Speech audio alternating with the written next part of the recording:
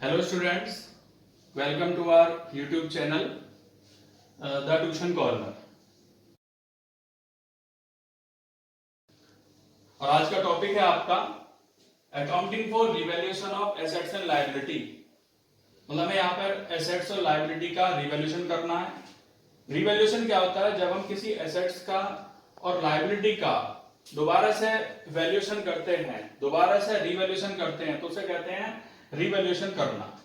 Means assets का increase होना, assets का डिक्रीज होना और अनरिकॉर्डेड एसेट्स एंड लायबिलिटीज का इंक्रीज होना, लायबिलिटी का डिक्रीज होना और अनरिकॉर्डेड लायबिलिटीज। तो उसमें कुछ एंट्रीज हैं जो इंपॉर्टेंट एंट्री है, मैं आपसे डिस्कस करूंगा और वो एंट्री कैसे होनी है देखेंगे आप किस तरीके से एंट्री है। तो सबसे पहली एंट्री है, सबसे पहले बच्चों एसेट्स डेबिट होते हैं। अगर एसेट्स इंक्रीज होगा तो जितने अमाउंट से इंक्रीज होगा उसे डेबिट ही करेंगे, और अगर एसेट्स डिक्रीज होगा तो उसे क्रेडिट करेंगे जितने अमाउंट से वो डिक्रीज होगा। अब फर्स्ट एंट्री है decrease in the value of assets.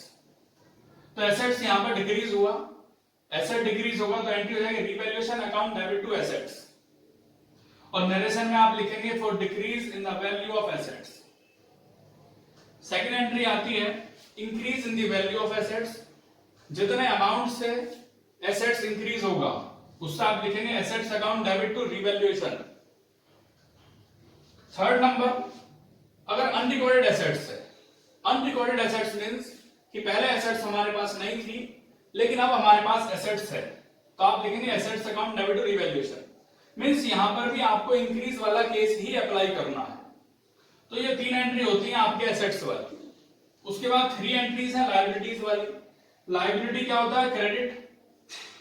अगर इंक्रीज होगा, जितने अमाउंट से इंक्रीज होगा उसे क्रेडिट करेंगे, और अगर डिक्रीज होगा तो उतने ही अमाउंट से उसे डेबिट कर दिया जाएगा। Entry number 4, decrease in the value of liability.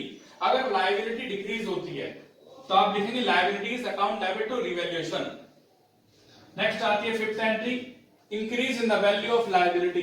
अगर लायबिलिटी इंक्रीज होती है तो हम एंट्री करेंगे revaluation account debit to liability. Next sixth entry, unrecorded liability.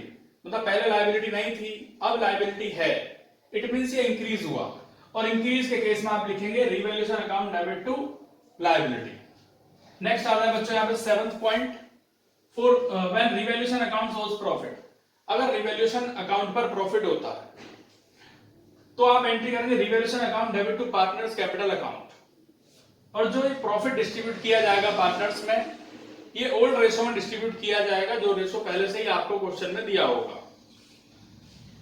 Eighth entry, अगर रिवैल्यूएशन अकाउंट पर आपको लॉस होता है, अगर लॉस होगा तो एंट्री पलट जाएगी और एंट्री हो जाएगी partners capital account debit to revaluation. Loss के केस में ये एंट्री होनी है। तो ये एंट्री होती है आपकी 8 एंट्री जो मैंने आपको यहां पर बताई। इसी के बेस पे आप देखेंगे परफॉर्मा ऑफ रिवैल्यूएशन अकाउंट कि रिवैल्यूएशन अकाउंट का फॉर्मेट किस तरीके से आप बनाएंगे।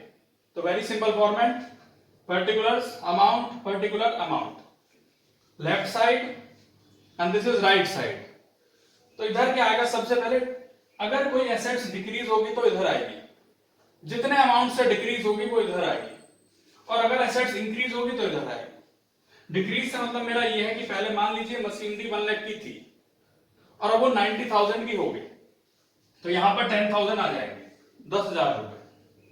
और अगर एसेट्स इंक्रीज होगी तो जितने अमाउंट से इंक्रीज होगी वो वैल्यू इधर आ जाएगी। आप मान लीजिए जैसे पहले वैल्यू 1 लाख थी और वो 1,20,000 हो गई, तो यहां पर 20,000 अमाउंट आ जाएगा।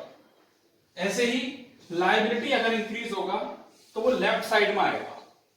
इंक्रीज मतलब ये है कि जैसे कि मान लीजिए क्रेडिटर पहले आपके 10,000 के थे, अब वो क्रेडिटर आपके 12,000 के हो गए, तो यहां पर 2,000 अमाउंट आ जाएगा। ऐसे ही अगर डिक्रीज होता है, मान लीजिए पहले 10,000 के क्रेडिटर थे, अब वो 7,000 के हो गए, तो यहां पर 3,000 आ जाएगा। अनरिकॉर्डेड लायबिलिटी, अगर कोई लायबिलिटी अनरिकॉर्डेड है, पहले नहीं थी अब है, तो वो आप इधर लिखेंगे, यानी इंक्रीज वाला केस ही अप्लाई होगा जो इंक्रीज लायबिलिटी है। और यहां पर अनरिकॉर्डेड एसेट्स, अनरिकॉर्डेड एसेट्स जैसे कि मैंने अभी बताया कि जो एसेट्स पहले नहीं थी लेकिन अब है, तो उसे आप यहां पर लिखेंगे। अगर आपका राइट साइड जाता है लेफ्ट साइड से, तो हमें प्रॉफिट होगा और लिखेंगे profit on revaluation transfer to partners capital account, और इसको हम डिस्ट्रीब्यूट करेंगे ओल्ड पार्टनर्स में ओल्ड रेशो में। और अगर आपका लेफ्ट साइड ज्यादा है राइट साइड से तो आपको लॉस होगा, और लॉस के लिए लिखेंगे आप by loss transfer to partners capital account, और ये भी ओल्ड रेशो में डिस्ट्रीब्यूट किया जाएगा ओल्ड पार्टनर्स में।